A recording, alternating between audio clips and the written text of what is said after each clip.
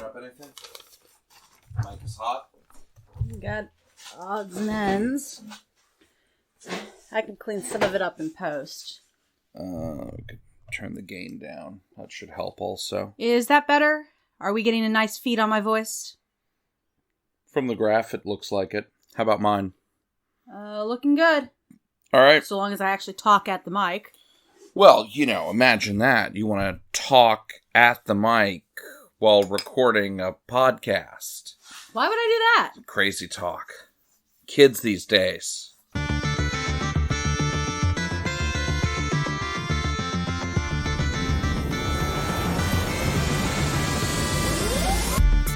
Welcome to the Play Ed Podcast, where we explore cultivating connections through play.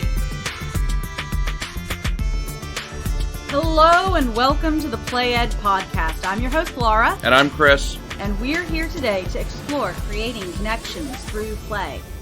Before we launch into today's topic, please rate and review us on Apple Podcasts. A 5-star review makes it easier for new listeners to find us.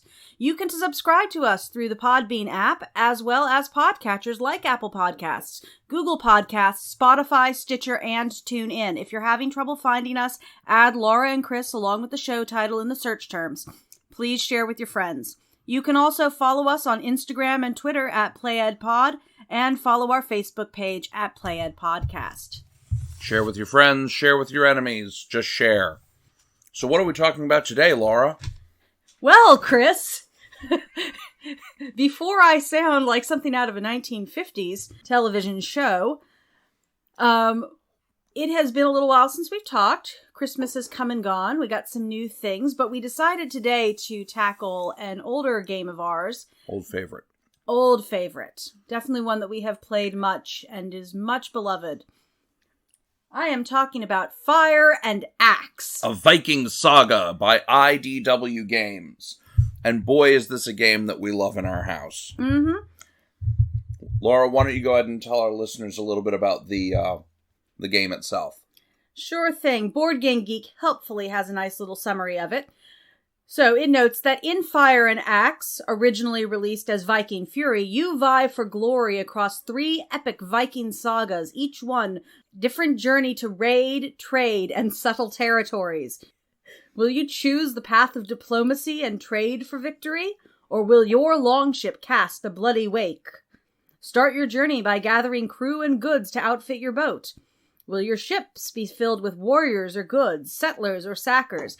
After you launch from bustling ports into the open sea, you must choose your path to power, but don't get lost in the wind. The sea will gladly devour souls who take her lightly.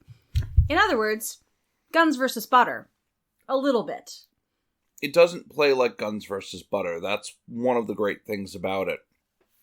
So, this was a game that I found out through, found it existed through another group I'm part of. And,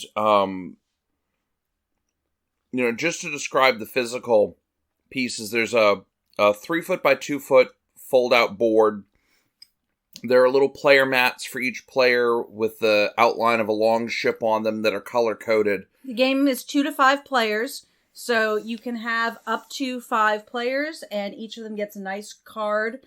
The long ship card is sizable and has spaces for a number of things on it. So there are a number of miniature figures that come with the game. There's a little miniature long ship that you move around the board as you sail around. The board itself is largely a stylized map of Northern Europe. It includes the Norse countries, as one would expect in a Viking-themed game. It plays a little fast and loose with some of the geography, especially as far as getting down into the Caspian and Black Sea region. But that's really for the sake of gameplay and to reflect the historical reality that the Vikings did make their way all over.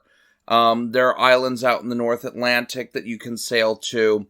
Scattered around the board, there are different cities. Cities can be points of trade or points of conquest. There are also some open areas that represent opportunities for colonization, where you can set up your own city. There's some really fascinating mechanics.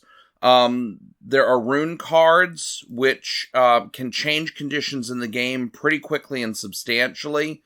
There are a series of saga cards that are like quests that you can undertake, and if you complete them, then you get extra victory points, which gives you another way of accumulating the victory points you need, in addition to either trading or sacking cities, or both, or colonizing new lands.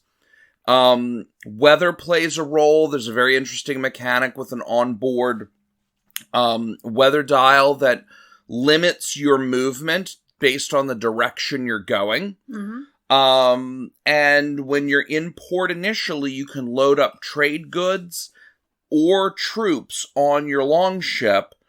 Usually you do a mixture of both, depending on what your intention is. And then as you play through the game, you get more space in your hold. Your ship has more opportunity to hold either additional troops or additional trade goods. So that's kind of an overview. The game's recommended for ages 12 and up. So serious question here for parents. How long did it take you to learn this to where you were comfortable leading the kids in it? I think I had to play through a couple of games. Okay. The kids picked it up quicker than I did. So this is one they ended up explaining to me.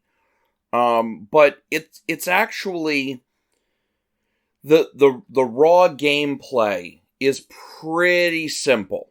It's fairly intuitive once you kind of understand what's where. Both the saga and the rune cards are very clear in letting you know what gets altered, and it makes it pretty easy to infer from that what changes about how you're playing.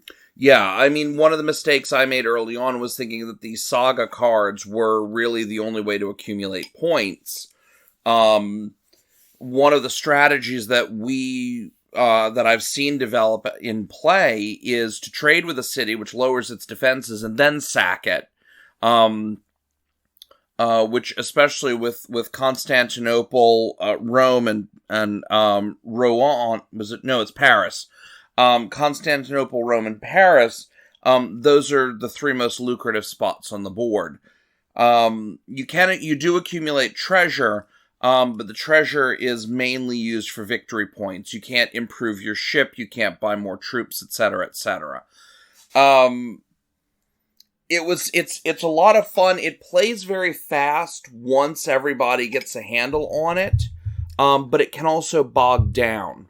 And that's something that I still haven't quite figured out what modifications might help avoid that. Yeah, in notes here, Board Game Geek rated it between 30 and 90 minutes, which, from my own memories of watching it play here, sounds about right. That if you've got one of the games where things seem to be flowing, it wraps very quickly. And then when it bogs down, that hour and a half time seems a lot more common. Yeah, I'd agree with that.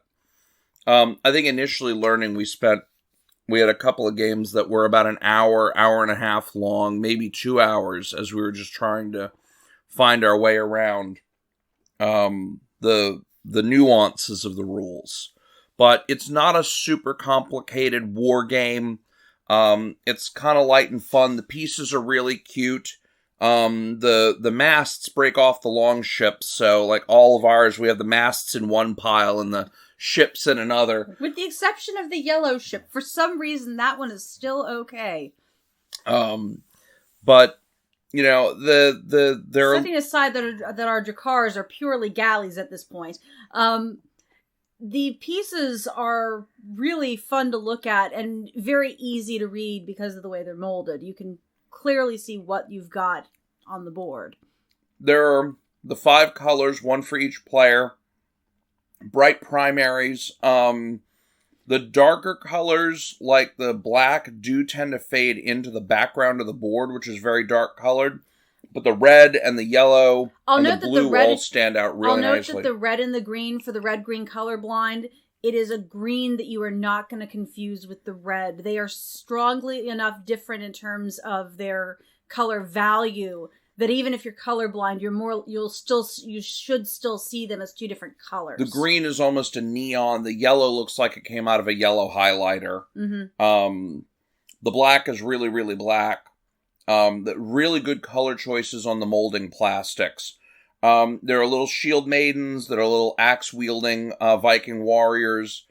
There are the trade goods. You can trade tusks or fish. There's a third one, pelts, I think. But, no, I mean, really, it's got great material components. It's a good family game, in that the competition can be very intense. A lot of it's driven by, the combat is driven by dice, but movement is actually driven by the way the winds are positioned in the part of the board that you're operating in. And right, that works by this. Yeah, that's the compass. Sort of compass. Yes. So, the obvious question becomes, it's a game about Vikings. If you're playing this game beyond the pure fun of it, what are the sort of things we're going to be picking up in terms of body of knowledge, as well as what sort of skills does it help develop? So as far as body of knowledge, it's a great way to introduce or reinforce the a large part of the area that Norse traders and raiders traversed in over Europe in the first millennium AD. One of the ones I love is, obviously, as you mentioned, Constantinople is a rich city. And one of those fun tidbits that I am always tickled pink to learn about, in Constantinople, in the Hagia Sophia, if you're on the upper gallery, you can find runes scratched into the marble. And the reason that those Nordic runes are scratched into the marble upstairs is that a bored member of the Varangian Guard scratched them in there one day during one of the long liturgies. Because the Viking, we call them Vikings, but Norse, there were Norse warriors who were hired by the Eastern Roman emperors as personal bodyguard because they didn't have a stake in the succession, and they were very, very good mercenaries. And that begins to get you a sense of just how far they ranged. One of the biggest errors that we have when we think about history, we imagine that because they didn't have cars and trains and motorboats, without modern logistics, people didn't move that far. But what you see is, in fact, that some peoples moved all over the place and moved very, very fast, including various Northmen who moved all around Europe. And the game helps you to get that sense of just what the scope of their movement was in terms of different places, including the recognition that while anyone who grew up with a sort of rudimentary European history with large doses of English history mostly hears about the Danes raiding England, what you actually have is an interesting mix of both raiding parties and a large amount of trade going on. And that trade has a very significant influence on European history. Normandy is called Normandy because a bunch of Normans, Northmen, settled there. Lombardy in northwestern Italy is called Lombardy because the Longbeards, who were basically Norsemen, settled there and founded what came to be known as the Frankish kingdoms. So the game can be played just for what it is. It's very enjoyable. It plays pretty fast. Like I said, it's great for a family game night. Fairly low investment with high replay value. Beautiful components. All the things we look for in the games we love. And the sort of thing where if you're, reading through Beowulf, for example, it's a fun way to sort of pull out a game that's going to be thematically on point while Yeah. having fun with it. Interestingly enough, we have a board game called Beowulf that some friends gave us years ago that we have to get around to playing. We do need to get around to playing that one. We haven't tried that one. That's part of a large stack of ones that we've been intending to play through. We'll get to them. Yes, we will. So but the other thing is that the game can be used to augment a late classical or early medieval period history curriculum. It certainly wouldn't be out of place, and it should hopefully prompt some questions about, Leif Erikson and some of the other Viking explorers, and the perennial question: did Vikings have horns on their helmets? Not bloody likely. That's a Wagnerian operatic convention from the mid-19th century. You generally don't give your opponent handles with which he can break your neck, which is the net effect of putting horns on a helmet. But impressive plumage, horsehair crests, and the like. And we have a lot of friends who play in the Society for Creative Anachronism, and for a lot of them, Viking personas are something that they have embraced. So we have friends who are really, they have scholarly level reenactor experience with Viking clothing, Viking runes and costumes, Viking cultural norms. And at that point, you can have some really fascinating conversations about things like those trading parties, and learn about what were the things they were trading for, what were the things they were bringing that were considered valuable in other parts of Europe, and start to understand how that desire to trade has people move huge distances. So that's a good summary, although possibly a long-winded one, of what sort of subject matter could be covered. As far as skills, you've got to make some choices. How many troops versus how much cargo? Would you say, as I mentioned, there's a little bit of a guns of versus butter in balancing that, but are there different strategies if you're choosing a primarily cargo trade based? You can get victories either way, correct? Yes. You can get victories either way. The thing is, your longship always has to have at least one human figure on it, or it can't be sailed. It's lost at sea otherwise. So if you only put one figure on and you load up with trade goods because you're just going to sail around this turn and do lots of trading, well, that's fine. But if you encounter a storm and you lose your one person, your ship is lost, the cargo is lost, any benefits from the trade that turn are lost, and you end up back at the starting point, possibly losing a turn if it's a bad enough storm.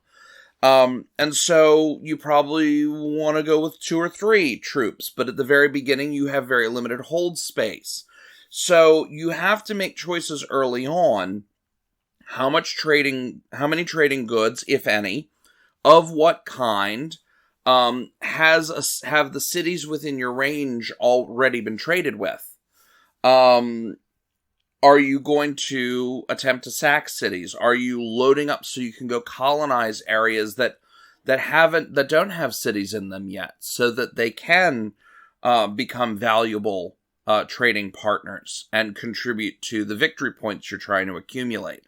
There are several different strategies, all of them perfectly viable for accumulating a winning total of victory points. So it helps to reinforce that ongoing lesson, which is that your job is to figure out what drives victory conditions, but understand that there's more than one way to drive at victory frequently. Yes, absolutely. And it's a lot of fun. I can't stress that enough, that it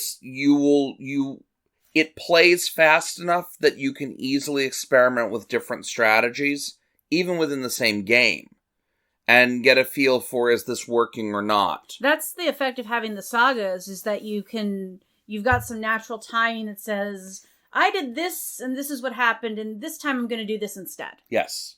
Yes, and the sagas are a mixture of trading, raiding, and settling in different regions of the board and so forth. So everybody isn't always racing for the same few cities. You know, you can win the game without ever trading or sacking Paris, Rome, Constantinople. There are bonus victory points if you manage to trade and or sack all three. And first past the post, there's definitely some good treasure to be had. But by no means is that the only way you can do it.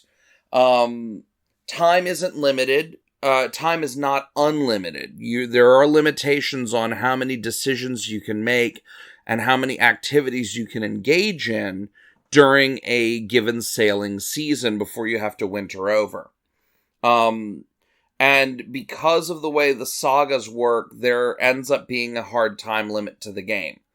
If everybody's collecting sagas, you'll reach that end stage pretty quickly. If nobody is, it may take longer, but at some point you'll essentially run out of cities to play with. Okay, and time limits bring us to a fairly natural question, which is, what are the things we need to do to keep this in the fun zone? So, starting with recognizing you can have anything from a pretty fast half-hour game to an hour and a half. Do we have a risk of losing interest or having people get disengaged? And if so, what seems to drive that? Yeah, there's definitely a risk of disengagement, especially if a game for a particular player isn't going well, especially with younger players. The board, the box says something like 12 and up. I was playing this with our, well, back then that was... The 12-year-old was probably about 10 when you started playing it. Yeah, because we've had it and played it pretty consistently over the last couple of years. I'd say 12 is probably right if you haven't been habitually playing games involving strategy. You could probably run younger, though, if your family tends to play a lot of strategy games. And if you're willing to ask leading questions to help keep it in the fun zone, you know, is there a reason you're sailing to, you know, Rostov, or, you know, little one sees the big shiny blocks of Constantinople, Rome, and Paris, wants to sail for those? Okay, that's fine. They're going to learn that trying to lay siege to a big city is painful.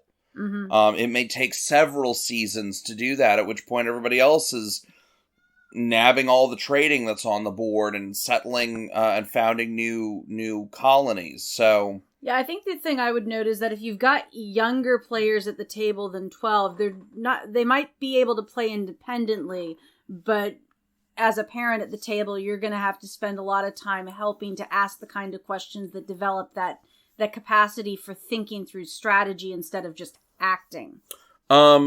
Reading the saga cards, reading the rune cards, some literacy is helpful, but it is a game that you can get away with minimal reading skills, and still have a very, very enjoyable evening playing it a couple of times. Especially if you've got someone who's just small enough that they mostly just want to move the shiny pieces around the board. Yeah, exactly. I mean, to some degree, helping the younger player decide what their victory conditions are is part of the challenge of keeping it in the fun zone. But it's also part of the fun of playing a game like this with your kids. You know, they may not want to accumulate them as victory points. They may just want to make sure that they settle the farthest settlements away from wherever they started. Mm-hmm. Okay, great. If their personal winning condition is reaching a certain goal, then they're going to have fun if they can get to that goal, as opposed to getting hung up on, did I win the game? Absolutely.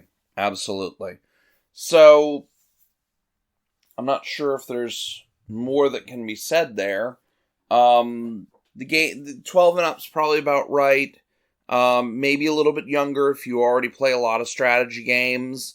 And or if you're willing to be flexible, but it's not like you have hidden card hands that need to be concealed. There's not a lot of text to slog through to figure out what's going on. Gameplay can be learned pretty quickly and easily. So, I'd be comfortable with probably as young as 8 or 9. Yeah. And then, it's at a level that I would call sort of family or beer and pretzel level gaming. You can, drink a few beers if that's your thing, eat some pretzels, have just kind of a relaxing evening. It's not... It fits well into a game night kind of setup where you could play this and maybe one other game in the space of an evening. Yes. Over, say a 3 to 4 hour period, that kind of thing. In lieu of watching a movie or something less interactive. Although the way we watch movies is... Pause. Explain something, have a discussion, go back to watching the movie. It takes us about an hour and a half to watch a half-hour show, but... Yeah, absolutely. But lots of fun. Laura, where can our listeners look for a copy of Fire and Axe? That is a fantastic question. Because I seem to recall when we got our copy, there were rumors that it was either out of print or soon would be. I'm hoping it's still available. Well, the secondary market always exists, but Fire and Axe game on Amazon.com and currently about $35. I will be sure to include a link in the show notes. But yeah, as of right now, it appears to still be findable, so... Excellent, and kudos to IDW for keeping it in print. So, still in print, still accessible at a very reasonable price. So, one that, at least for the time being, you should be able to still get your hands on. Should it go out of print, the secondary market, you can usually find reasonable. But right now, it's not a collector's item, so it's not that hard to find. Yeah, I think the only caveat would be reinforce the masts of your little Drakars, but there's only so much you can do there. I suppose if one has a 3D printer, you might be able to make more eventually. That's an aspect of gaming and miniatures that I just do not yet understand at all. I mean, I remember seeing a 3D printed heart when I was working in a hospital a few years ago that the surgeon was able to practice on before actually cracking the patient's chest open, which was really kind of cool. But yeah, 3D printing and I'm still trying to get a handle on this stuff. Yes, I suspect it's one of those things where if it's something you have in your resource kit, great, yeah. Not where I'm at yet, although I am about to get going into Minnie's painting, so I may share that on the home Instagram page once I start getting a couple of those going, since I am sure among our listeners are at least a few people who are into minis. Absolutely. We hope you enjoyed today's discussion around Fire and Axe, a Viking Saga by IDW Games. We'll have some links in the show notes so that you can go find yourself a copy if so motivated. And let us know what games you enjoy playing. Are there some light family games that you prefer that you'd like to see us discuss? Are there any that you just have absolutely hated and can't understand why anybody would buy? Regardless, whether you love it or you hate it, please reach out and let us know. You can write us at playedpod@gmail.com. You can find us on Instagram at playedpod. And please tell us your thoughts. Thank you for listening. And until next time, roll high. Bye now.